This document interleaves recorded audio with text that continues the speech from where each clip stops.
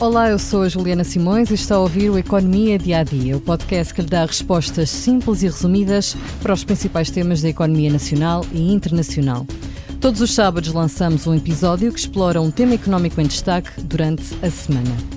Neste episódio vamos falar sobre a subida das tarifas de eletricidade que entram já em vigor a partir deste sábado, dia 1 de junho. Falamos mais concretamente de uma subida nas tarifas de acesso à rede, as chamadas TAR. Estes aumentos ocorrem em duas rúbricas, na potência contratada e na energia.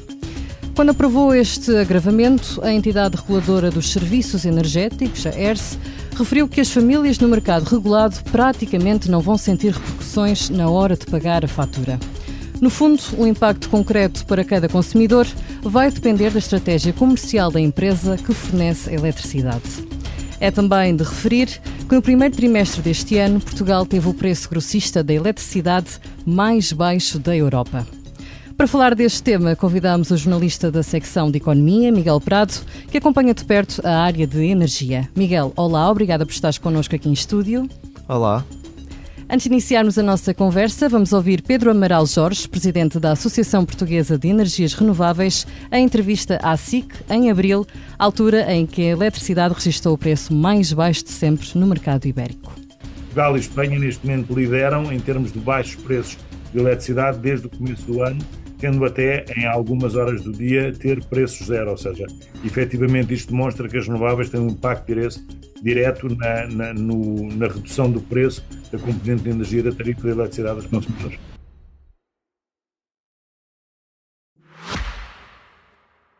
O seu futuro pode dar-lhe a independência que ambiciona, mas não é independente de si. Ele depende da atenção que lhe der agora. O seu futuro precisa de alguém que o acompanhe com dedicação em todas as fases do seu crescimento. De alguém que saiba o que lhe dizer nas pequenas e grandes decisões. O seu futuro precisa de um novo banco.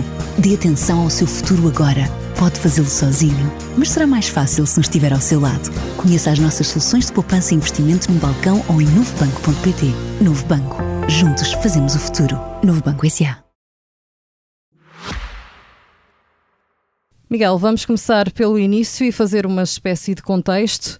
No primeiro trimestre, o preço médio da eletricidade em Portugal, como referíamos, foi de cerca de 44 euros por megawatt-hora. Ficou 38% abaixo da média europeia.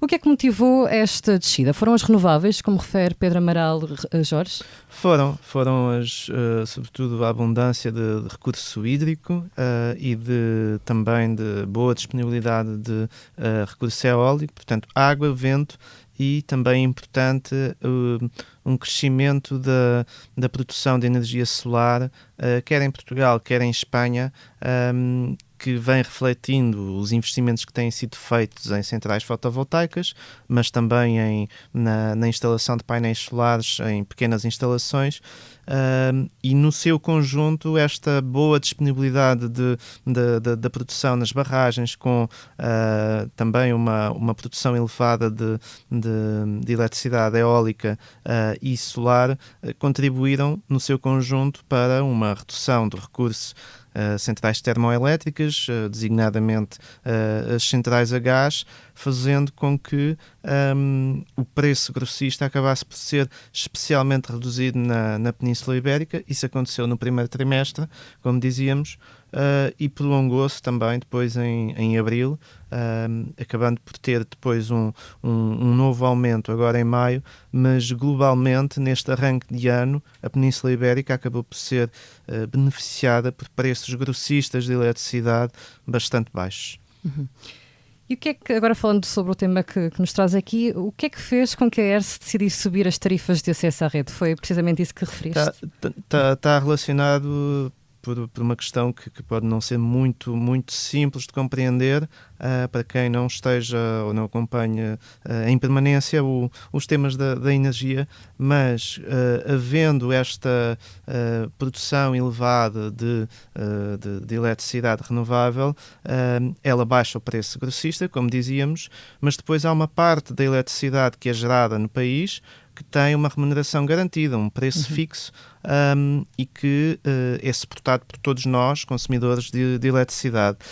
Ora, entre esse preço, a ERSE tinha previsto para este ano um determinado preço fixo dessa produção com remuneração garantida e um determinado preço de mercado de referência.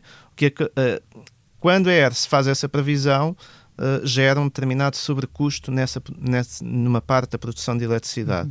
Ora, como o preço grossista acaba por ser bastante inferior àquilo que era a estimativa da ERSE, o diferencial aumenta. E aumentando o diferencial, gera-se um déficit tarifário nestes primeiros meses do ano, e se as tarifas de eletricidade que estavam em vigor permanecessem iguais, acho que a ERSE tinha aprovado em dezembro do ano passado, então esse déficit tarifário iria agravar-se ao longo dos próximos meses. O que a ERSE fez foi, percebendo que havia este diferencial, este desajuste, teve já a necessidade de fazer uma atualização em alta das tarifas de acesso à rede.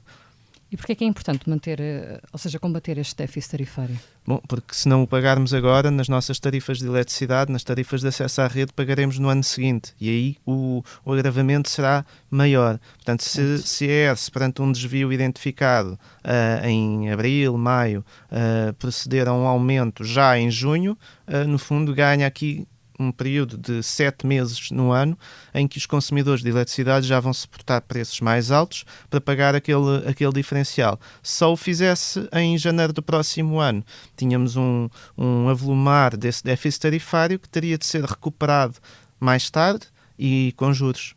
Certo. Então, vamos fazer as contas. No fundo, qual é que vai ser o impacto desta medida nas contas dos portugueses?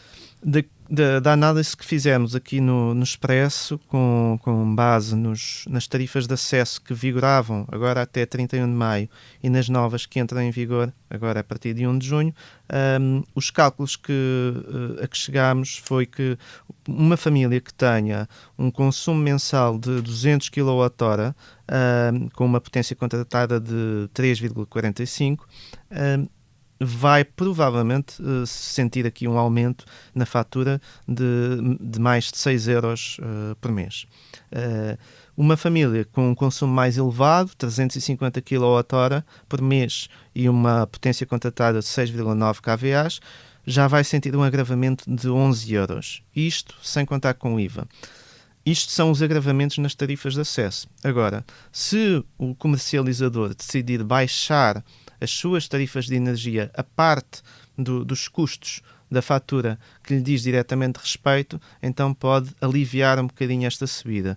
Mas se os comercializadores permanecerem com as suas condições contratuais exatamente iguais às que tinham agora até maio, então os agravamentos que os consumidores sentirão serão dessa ordem de grandeza: 6 euros num consumos mais ou menos reduzidos, 11 euros consumos mais elevados, sem contar com o IVA.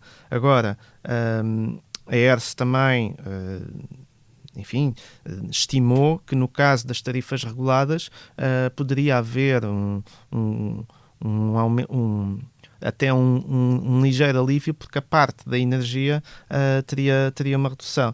Tem de se ver, comparando, olhando para os diversos fornecedores de eletricidade, como é que os preços na fatura final irão variar de maio para junho, sabendo que no que respeita à parte das tarifas de acesso há esta pressão desta ordem de magnitude. Portanto, não significa necessariamente um agravamento nas contas. Pois dependerá das condições de cada fornecedor. Claro. Miguel, e qual é que é a melhor forma de gerirmos a fatura de eletricidade, tu que tens acompanhado de perto este tema, tendo em conta este agravamento ou não, agravamento certo, na tarifa de acesso à rede? Primeiro, os consumidores devem fazer um esforço por conhecer a sua fatura, ver quanto é que pagam na parte da potência, em que pagam um determinado valor de euros por dia, ou de cêntimos por dia, e na parte da energia, o preço que estão a pagar por quilowatt-hora. Portanto, primeiro conhecer a fatura, depois recorrer aos simuladores que estão disponíveis. A ERSE tem um bom simulador, onde podemos inclusive fazer simulações personalizadas com o nosso perfil de consumo, introduzindo o preço que estamos efetivamente a pagar, ou deixar isso em aberto e obter como resultados apenas a listagem das ofertas mais competitivas. Portanto, o que o consumidor deve fazer é fazer simulações. Recomendo que o façam nos primeiros dias de junho. Portanto, é possível que no dia 1 de junho sábado, o simulador da ERSE ainda não esteja totalmente atualizado com todos os tarifários, mas no início da semana e durante a próxima semana, provavelmente já o simulador estará totalmente atualizado e será possível perceber, já com os preços de junho de todos os fornecedores, quais é que são os mais baratos e os mais caros. E esse exercício é importante porque ajuda as famílias a encontrar as soluções mais competitivas, sendo certo que este agravamento das tarifas de acesso aplica-se a toda a gente. Depois a questão é quais é que, em função desse agravamento e da gestão de preço que cada comercializador faz, quais é que são as ofertas que poderão ser mais vantajosas. Claro. Miguel, para terminar, um tema que também já tem sido debatido várias vezes, o que é que compensa mais? É o mercado livre ou o mercado regulado? Quando estamos a falar de eletricidade, sem dúvida, compensa mais o mercado livre. Tem compensado já há largos meses, há bastante tempo, porque os preços regulados têm sido pouco competitivos face aos do mercado liberalizado.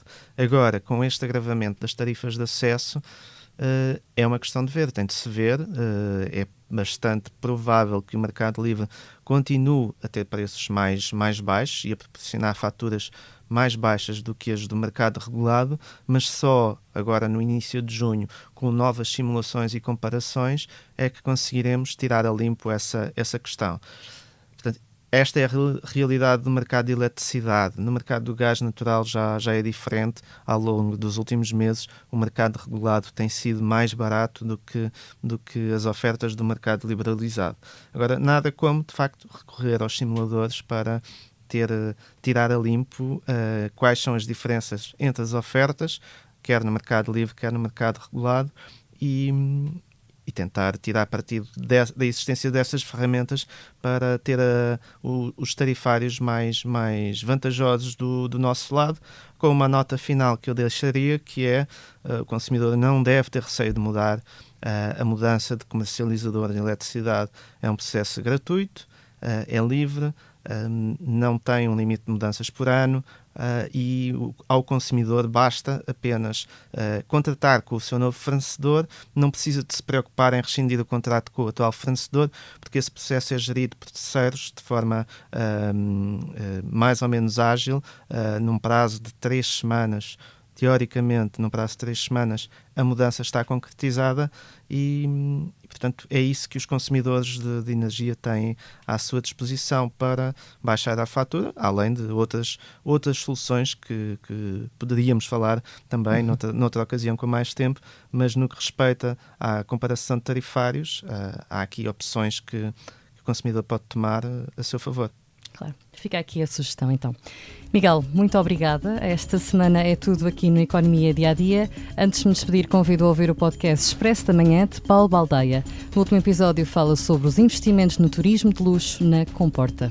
A sonoplastia deste episódio foi de Tomás Delfim, muito obrigada. E assim, obrigada por estar desse lado. Se tem questões ou dúvidas que gostaria de ver explicadas no Economia Dia a Dia, envie um e-mail para jsimões@expresso.empresa.pt. Voltamos já na segunda com mais novidades económicas.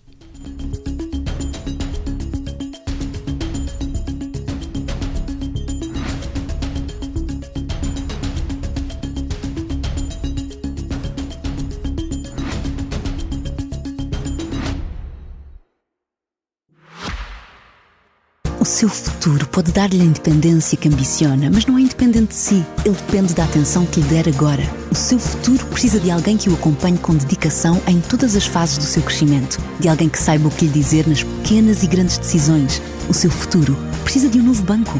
Dê atenção ao seu futuro agora. Pode fazê-lo sozinho, mas será mais fácil se nos estiver ao seu lado. Conheça as nossas soluções de poupança e investimento no balcão ou em novobanco.pt. Novo Banco. Juntos fazemos o futuro. Novo Banco S.A.